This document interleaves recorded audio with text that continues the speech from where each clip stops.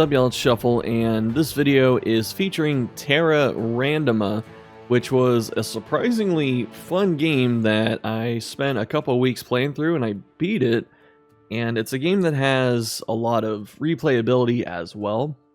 And we're gonna show it off, highlight it, and stuff like that. So it's a procedurally generated game. Pretty much everything that occurs is randomized. There are some things that, you know, the mechanics remain constant. You know, you can essentially level up villages and stuff like that. So there are some things that will feel familiar, but in terms of like the map, the dungeons, just the layout of stuff, whatever you find, like the loot, everything is just random.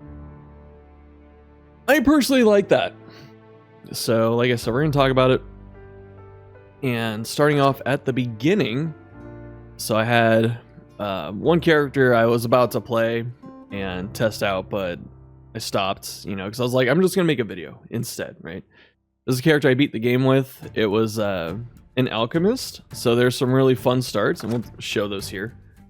So if you remember Elder Scrolls Oblivion, you'd have a star sign when you made your character. I don't know if this is directly influenced by that, but it's, you know, it's nice. It gives me that nostalgic feeling. So you pick a background, you have different stats, and you start with different skills, and then on the other side you can grab a star sign to do pretty much whatever you want. And obviously randomize the name. Mourner. Okay.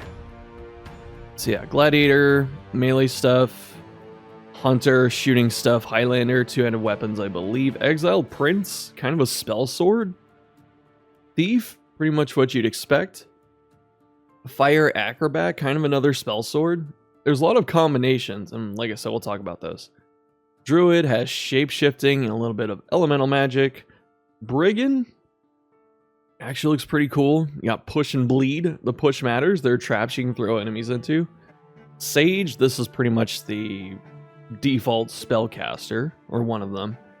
Arcanist is like an elemental spellcaster. You know, Sage gets obviously an elemental spell, but those, you know, there are elementals, and then you can teleport. You can get all these.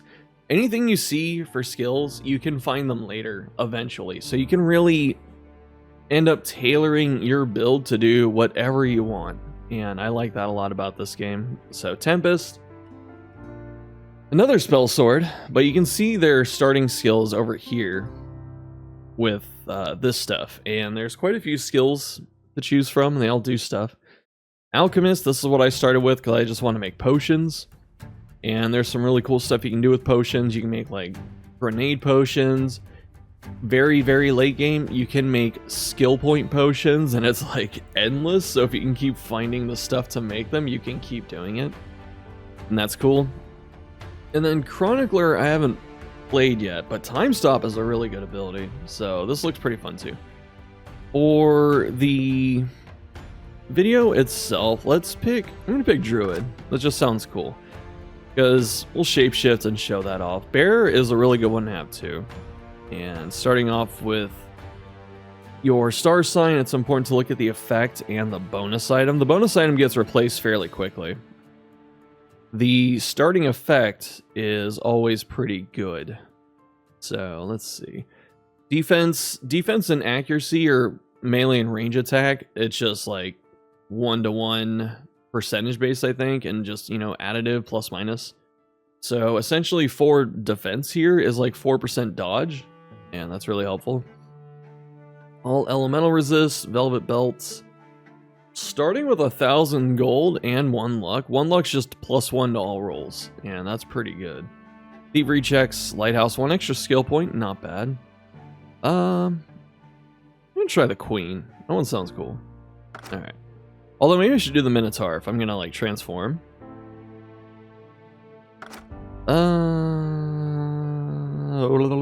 Let's just do the queen. All right. Can't change these starting spells, but we'll get them. We'll get stuff later. And then when you make a map, there are always 5 towns on the map. So the bigger you make the map, the more spread out they are. You can make up to 3 bases, which I thought was really cool. They're very easy to do, and it's a fun system. You get stash space and stuff like that. So whatever you're trying to do, the sea travel is actually not that hard. You just walk onto the water, and then you pay money to, you know, sail around, which is nice. So you can pick something like fragmented. You can do, this is just normal. I did this because death penalty can be kind of cringe sometimes, so like just losing some progression I don't really care for. And then unless you're doing Iron Man, that's like a different beast. So let's pick normal stuff here. We'll keep a normal size map too. Legend Tales of a Story. Yes, start game. It loads surprisingly fast too, which I'm very, very surprised about. Yeah, it's a turn-based roguelike, procedurally generated open world full of curiosity and adventure. Don't forget to use your talent stones. I'm skipping down. Buy more talent stones. You can also find them rarely, I think.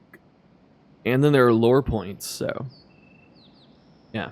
And right now we start off with a little bit of gold, and you can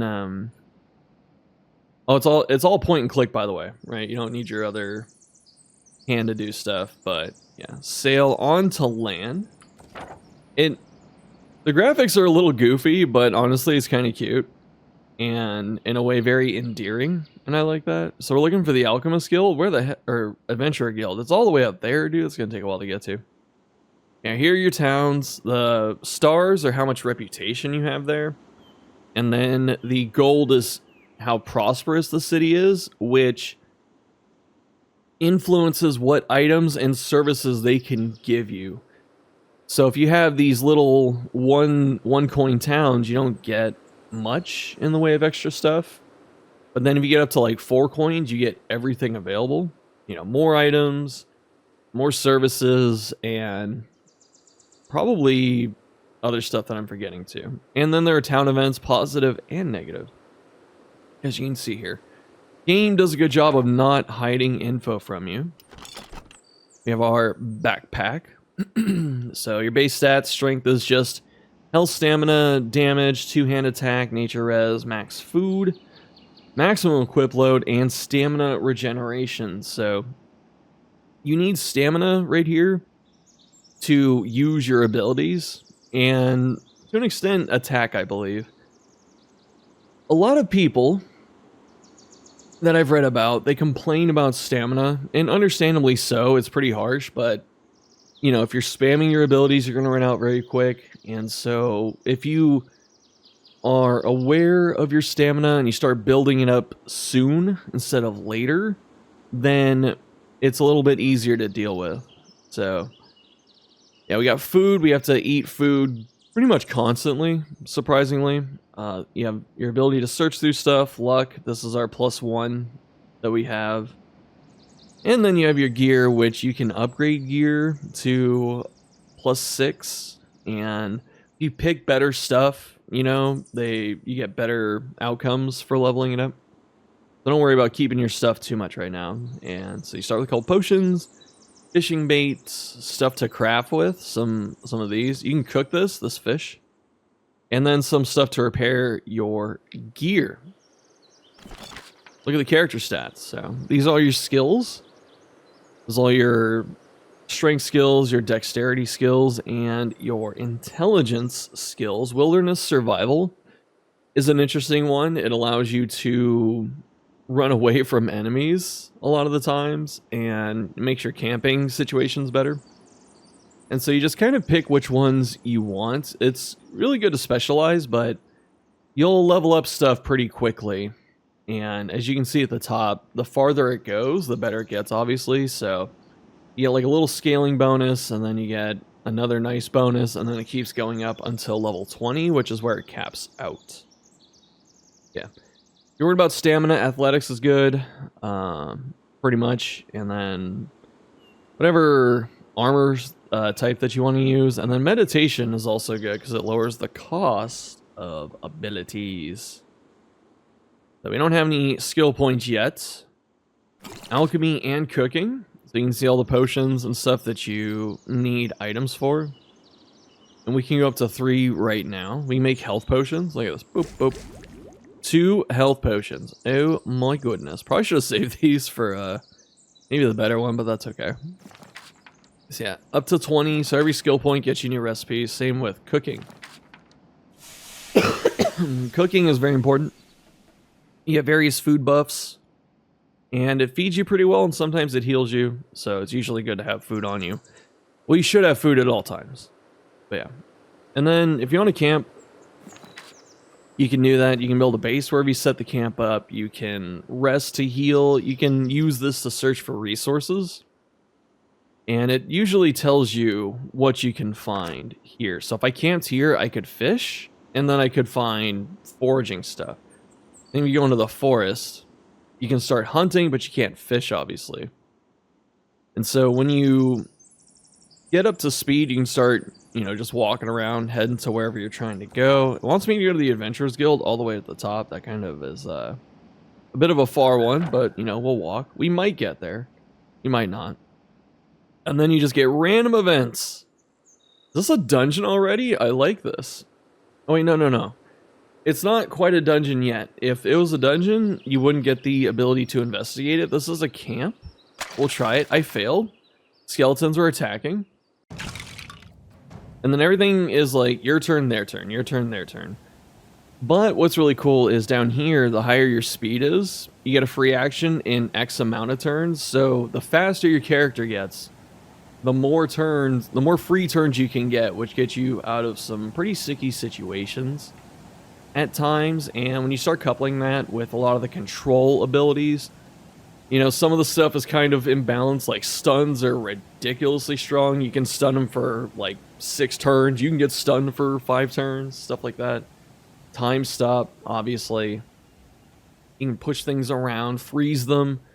There are a lot of good ways to manipulate the action economy into your favor. There's just one skeleton. One skeleton, whatever this is, a giant bat? Okay. Alright. So. I can hit. No, I can't hit him. I gotta move up. 1. And then I shoot him. Wham. He's frozen. Alright, we go in. I missed. I hit him. He's dead. Alright, what do you have? Ooh. And then, actually, I don't know if we can equip in combat. I don't think so. Actually, can I? Backpack. I thought it was tab. Maybe it's shift. I don't know. Alright. You can! Boom. New ring. More stam. Alright. This guy is, gonna come down that way. We're gonna transform. I'm a bear. You get bonus stats. I killed it. Hoo-ha. Yeah. And then the fight's over. And then I just run around, loot stuff. Food. You can hold down this click, thankfully. A staff? Is that better than mine? Hold on. Double checking. It gets kind of loud on the SFX, but that's okay. 4 damage, 2 defense. 4 damage, 2 defense. It's the exact same thing. Why would I use that? What's in here? Alright. Potatoes. Boil them, mash them, and stick them in stews. That's what I heard. The clock's always moving. Doesn't really have too much of a massive impact. I don't think you're ever usually on like a heavy clock to do stuff. It's there though, because things change at day and nights, obviously. Yeah, pretty straightforward. Good music, also really enjoyable. So there's a lot of redeeming qualities about this game. A portal. Investigate again. Success. All right. There are 2 enemies. At least one of them's a cultist. Now I get a surprise attack, and you get bonus XP. Oh my goodness. 1 cultist, and then that thing, a slug. Even though we got a surprise attack, they're pretty far, so I don't know what good that's gonna do. But we can start walking. Alright. Freeze them.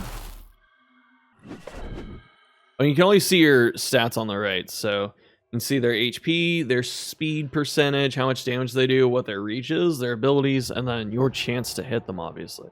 So if you went into stealth, that makes my life much harder, so I got way less accuracy. There we go.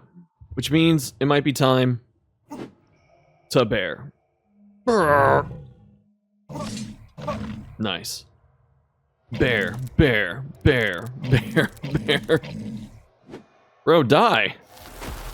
It's immune to ice, dude. I can't freeze it. Yeah, a lot of monsters get some crazy resistances. How do I shoot? Do I even have a bow? Oh, I do. Nice, okay. So he blew up the barrel and killed it. Get some arrows back, nice. Bait. Loot this.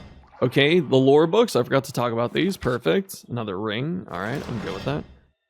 Sometimes you get potentially negative outcomes too. Like, certain nodes can spawn enemies.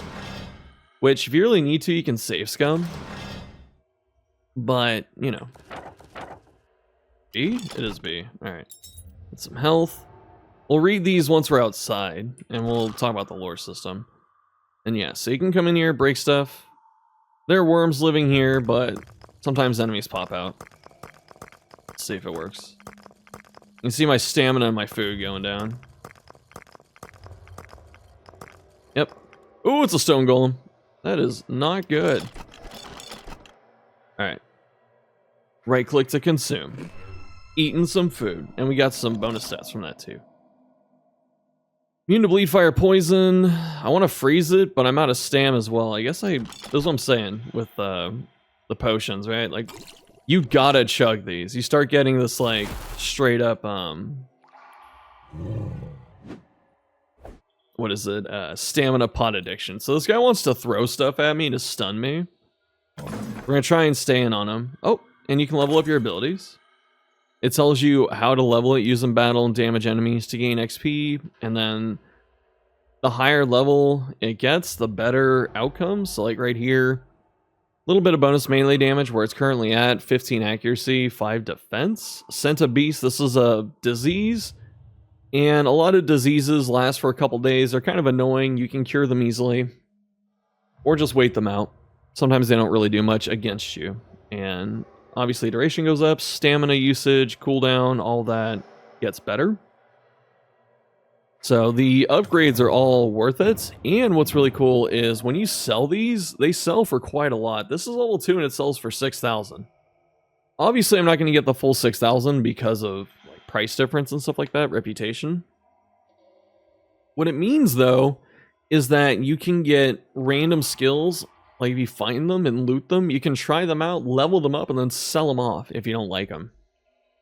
The other thing that's cool, too, which I don't know if this is going to be an intended feature forever, is in your backpack, you can have extra talent stones, and you can swap them onto your hotbar. So you always have your full arsenal at your disposal. The only thing you can't do is if it's on cooldown, you can't take it off. But if you have something up, like this, I could swap this out for a different thing if I had it. Try not to get hit by the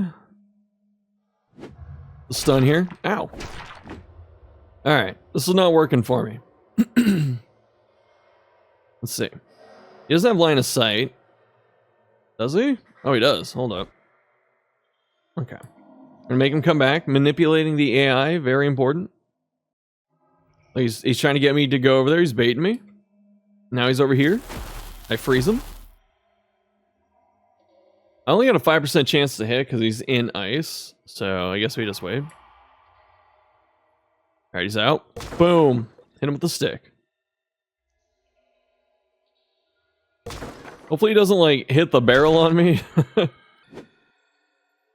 we're just gonna chase him down till Arctic Lance is up again. Nice. Alright, now we leave. Okay, so something I wanted to talk about was the lore system. So in your journal, all the way down here, you get some cool looking stuff. So the more famous you get different titles. This doesn't tend to matter from what I've noticed. But the more quests you do, the more money you get from doing other quests. Every time you slay a champion, you get bonus reputation. So those are elites. Anytime you find unique items, you get Warden's Rep, which they're the like collector people, you know, so you get unique stuff. They're like, oh, that's cool, and they give you reputation. And then the more chests you get, the more gold you get from them.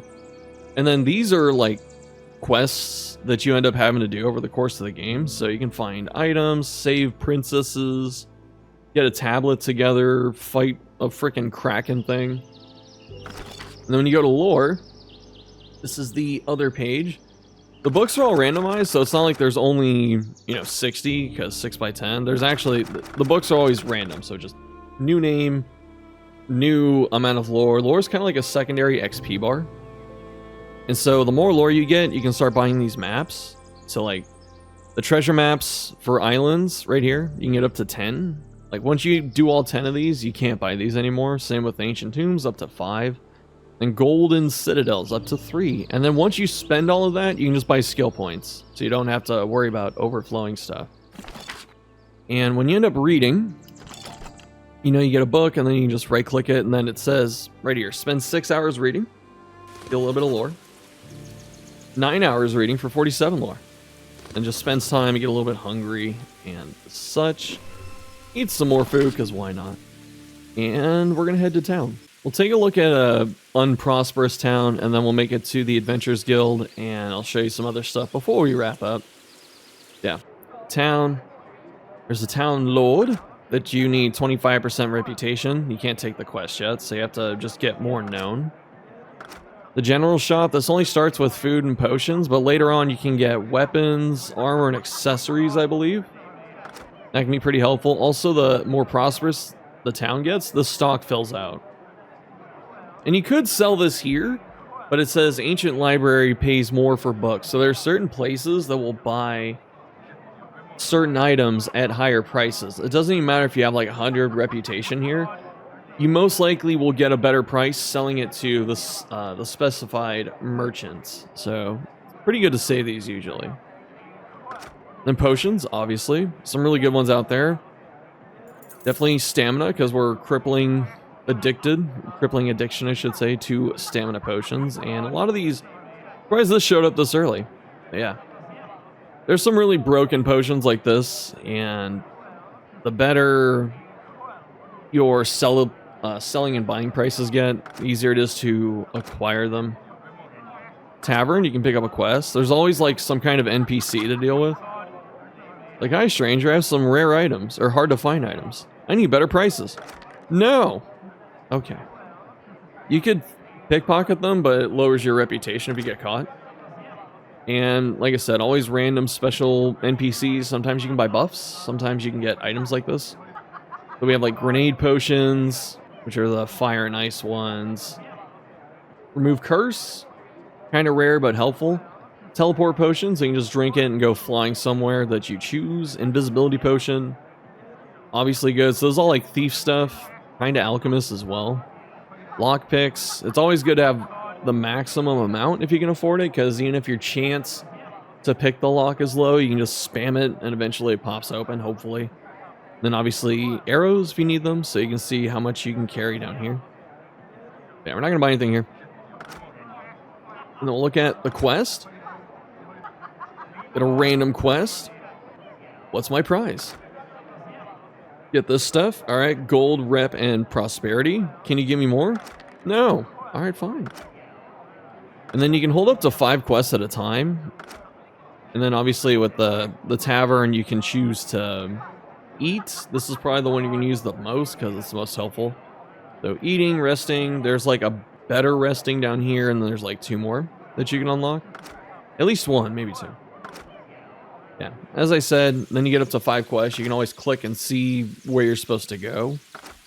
They'll make a random dungeon a lot of times. So it's like, there's a dungeon probably here that got spawned by the quest. And then you go there and you clear it out. Alright, so it's kind of interesting these two spawn together. We'll go to the Adventurers Guild and show that off real quick. Guildmaster is like, hey, can you do some stuff? Sure. You get a bunch of stuff for doing that stuff. Alright, can I get better stuff? No. So it's really important to probably max this first, because you get, a lot of benefits from it. The treasure vault, so certain factions, when you get your reputation high enough, they'll give you items, like the higher your rep gets. So you can get a couple talent stones doing this. You can get stuff to sell, a bow, ring, skill potion. We already looked at the Guildmaster. You can shop essential items. So if you need arrows, a little bit of food, repair stuff, it's here. You can also sell this. Right click. Pop. What else? Oh, talent stones. All right. So these are fun. These change all the time, like in this shop. And this is how you start building your character. You can have up to, what is it, 9? It looks like. And you can do any combination you want. You know, you can buy a couple melee, you can buy a couple range, buy a couple spells. You know, everything is just whatever you need at the moment. And money looks a little expensive right now, but actually it comes and goes pretty fast, surprisingly, especially like later. You know, you'll get up to like 100,000 gold doing like a couple dungeons or something, and then you spend all of it, and then it comes back, so don't trip about that. Then there's another faction up here, the Ancient Library. These should be the keepers, I believe. But yeah, so same thing. Get your rep high, get some, you know, really good books in terms of what you can receive from the lore and stuff. And then, obviously, items, skill potions. I think this got buffed in the recent patch, too. This one, I tweeted this book because I think it was so funny. How to forget and move on. It's like, same, dude. Same. Good info. Alright, just buy some food. Why not? Shop. This place doesn't have prosperity, so I don't think this ever gets better. But obviously, you can buy some nice food. You can buy books. You know, if you have a lot of money, it's worth coming here and buying out the books, but not right now. But we can sell our books. So instead of selling for like 200, it sells for 350. Pretty nice. Sell both of those. And then there's the Great Hall, and you can get a reward and get your reputation up, obviously. Kind of sucks it's 14 instead of 15. These aren't the keepers, by the way. I think keepers are someone else. I think it's like the gem people. Bro, I haven't won a 40% this whole run. So I think that does it for our little overview video. Very, very fun game. Worth the money. Like, my first playthrough took about 40 hours. You can probably do it a little bit faster. But, you know, I was just running around, building bases, you know, trying to do everything that I could experience. And, yeah. So, spawn dungeons, spawn camps, run around, fight random stuff, get items, get stronger, make stuff. It's a really, really fun gameplay loop. Are we missing someone? Like here, Alchemist Tower, this is where you buy and sell potion ingredients and get potions if you need to. There's one more. Oh, here it is, the keepers. Yeah, it is the gem people. So you can find random gems and then you sell them here, and then they sell you like accessories, which can be pretty good. And then the lighthouse is like for fishing, but these things always appear on the map. It doesn't matter how the map is structured. You always get 5 towns. You get the guild, the library, the tower, the lighthouse, and the keep. The only difference is just how everything's shuffled around. So really cool game. If you played it or you plan to play it, let me know what you think. Tell me about your starts and all that, because I'm really curious how you take your characters. Like, my alchemist started out doing alchemy, and then kind of became an archer, and then became like a mage. You know, so everything just kind of morphed as time went on. But the whole experience is really fun. So, thanks for watching. I'll see you next time.